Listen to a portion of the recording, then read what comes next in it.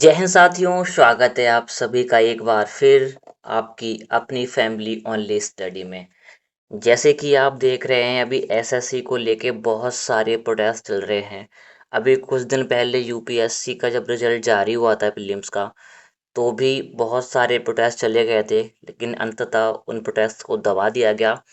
जो रिफॉर्म्स की मांग करी जा रही थी यूपीएससी में, वो रिफॉर्म्स लागू नहीं करे गए और एस्पिरेंट्स की जो मांगे थी उनको नहीं माना गया। ऐसे में एक डाउट हमारे मन में आता है कि जिस तरीके के प्रोटेस्ट यहाँ पे चल रहे हैं, आप देख पा रहे होंगे, तो उनके बीच क्या यूपीएससी एग्ज़ाम कंडक्ट कराएगा या फिर नहीं कराएगा।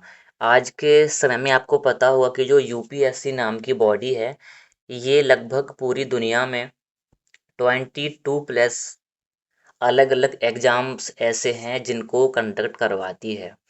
लेकिन जिस तरीके से यूपीएससी में वैकेंसीज आ रही हैं और जिस तरीके के सवाल यूपीएससी पे उठ रहे हैं, तो उन सब के बीच हमारे माइंड में ऐसा क्वेश्चन आता है कि ऐसा हो सकता है कि यूपीएससी आईएएस आईपीएस का जो एग्ज़ाम है उसको कराना बंद कर दे। तो वैसे तो देखो, यूपीएससी बहुत सारे एग्ज़ाम्स कंडक्ट करवाती है, लेकिन जो मेन एग्ज़ाम है वो है आईएएस का, मतलब सिविल सर्विस का एग्ज़ाम है, जो पूरे भारत का सबसे टफेस्ट एग्ज़ाम माना जाता है। वो यूपीएससी के द्वारा कंडक्ट करवाया जाता है। तो ऐसे में डाउट ये है कि यूपीएससी एग्ज़ाम कंडक्ट कराना बंद कर देगी। तो अभी कुछ दिनों पहले वर्ष 2019 में आपने देखा होगा, 19-20 में जब कोरोना आया था, तो बहुत सारी ऐसी बॉडीज़ थीं जो एग्ज़ाम करवाती हैं, तो उन्होंने अपने एग्ज़ाम को होल्ड रखा, वो एग्ज़ाम कंडक्ट नहीं करा पाईं। लेकिन यूपीएससी ने भले ही डिले से सही, लेकिन एग्ज़ाम को कंडक्ट करवाया था। और भले ही एग्ज़ाम पर सवाल उठे हों, आज भी उठ रहे हों, लेकिन यूपीएससी अपना एग्ज़ाम कंडक्ट करवाती है।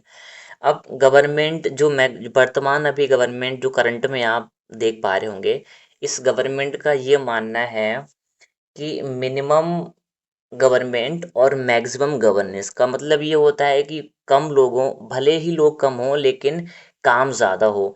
अभी कुछ दिनों पहले जब स्टेट लेवल से मांग करी गई थी आईएएस ऑफिसर की, सेंट्रल गवर्नमेंट ने जब मांग करी थी, तो इन्होंने सीधा ये कहा था कि भाई, जब हमारे पास ही आईएएस जो ऑफिसर हैं वो नहीं हैं, तो हम आपके लिए कहाँ से दे दें।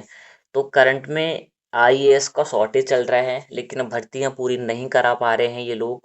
पता नहीं क्यों वैकेंसीज ड्रॉप होती जा रही हैं। अगर आप कोरोना टाइम में देखेंगे तो कुछ वैकेंसीज ज़्यादा आई थी, लेकिन उसके बाद में उससे पहले कई साल पहले से वैकेंसी ड्रॉप हो रही थी। और आने वाले समय में हो सकता है कि वैकेंसी ड्रॉप हो, और वैकेंसी ड्रॉप हो भी रही हैं। तो आपके पास ये गोल्डन अपॉर्चुनिटी ये है कि जब 2029 का इलेक्शन होगा, उससे पहले आप सिलेक्शन ले लें।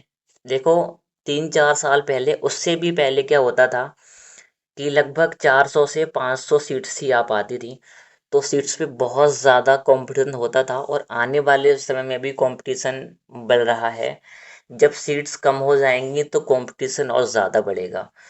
तो एक्सपर्ट्स का ये मानना है कि 2029 से पहले पहले अगर आपके पास ये गोल्डन समय है, वैकेंसीज उतनी ज़्यादा ड्रॉप नहीं होंगी। होंगी भी तो 50-60 वैकेंसीज ड्रॉप हो सकती हैं, लेकिन एकदम से ही अभी जो नंबर है 1000 प्लस वैकेंसीज आती हैं या फिर 900 प्लस वैकेंसीज आती हैं, तो ये घट के एकदम से 400 या 500 नहीं होने वाला है। तो साल 2029 तक आपके पास एक बेस्ट समय है, आप यूपीएससी का एग्ज़ाम दे सकते हैं।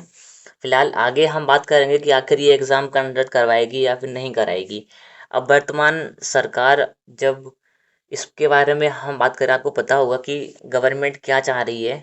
आपको भी पता होगा कि जब न्यूज़ में कुछ दिन पहले आया था एक सिस्टम, जिसे हम लेटरल एंट्री कहते हैं, जिसके ज़रिए क्या होता है कि जो एक्सपर्ट हैं, प्राइवेट सेक्टर्स में काम करते हैं, वो बगैर यूपीएससी का एग्ज़ाम दिए ही जो बड़े बड़े पद होते हैं, कैबिनेट सेक्रेटरी या फिर सेक्रेटरी जैसे जो पोस्ट होती हैं, उन पे डायरेक्टली इंटरव्यू लेके उनको मतलब जॉब दी जा रही थी विदाउट एग्ज़ाम के।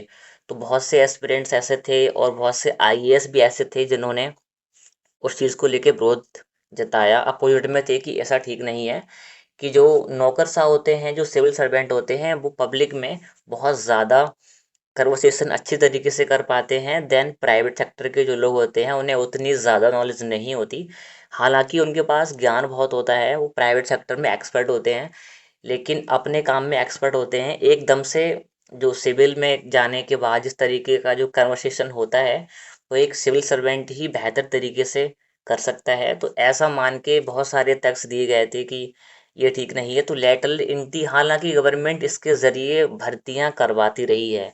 एक सवाल ये उठता है कि हो सकता है आने वाले समय में जो यूपीएससी एग्ज़ाम करवाती है सिविल सर्विस का, वो कंडक्ट करवाना ही बंद कर दे और लेटरल एंट्री के ज़रिए ही सारी भर्तियां फुलफिल करा ली जाएं। लेटरल एंट्री को लेके बहुत सारे सवाल उठते रहे हैं, लेकिन वर्तमान गवर्नमेंट भर्तियां करती रही है। तो निष्कर्ष यही निकलता है कि साल 2029 या 30 से पहले आप जो भी टाइम है आपके पास, गोल्डन अपॉर्चुनिटी है, उसमें आप जॉब ले सकते हैं। उसमें आप अपना सिलेक्शन लेके बैठ सकते हैं, क्योंकि साल ब साल कंपटीशन हाई होता जा रहा है और जो वैकेंसीज हैं वो ड्रॉप्स होती जा रही हैं। तो ये थी इन्फॉर्मेशन। लास्ट में यही कहूँगा कि अभी देखो 2029 तक तो, 29-30 तक तो अनुमान है कि यूपीएससी ऐसा कुछ भी नहीं करने वाली है। हालांकि मेरे पास कई कमेंट्स भी ऐसे आ रहे थे कि सर सवाल उठते हैं इन बॉडीज़ पे, एग्ज़ाम लीक को लेकर सवाल उठते हैं, सही से एग्ज़ाम कंडक्ट नहीं करा पाती हैं। तो हो सकता है कि एग्ज़ाम कराना बंद कर दें, क्योंकि इन पे भी बहुत सारा प्रेशर होता है जब प्रोटेस्ट होते हैं तो। लेकिन निष्कर्ष कुछ निकलता नहीं है। तो निष्कर्ष देखो, अभी हमने जो बात करी है वो यही है कि अभी तो यूपीएससी भर्तियां करवाएगी, जो सिविल सर्विस की वैकेंसीज आती हैं वो यूपीएससी ही फुलफिल कराएगी। तो अभी इस तरीके की नेगेटिविटी से आप बचिएगा और अपनी तैयारी फोकस करें। आई थिंक ये थी इन्फॉर्मेशन, आई होप कि आपको समझ आई होगी। मिलते हैं किसी नेक्स्ट वीडियो में, तब तक के लिए अपना ख्याल रखना। थैंक यू एंड जय हिंद।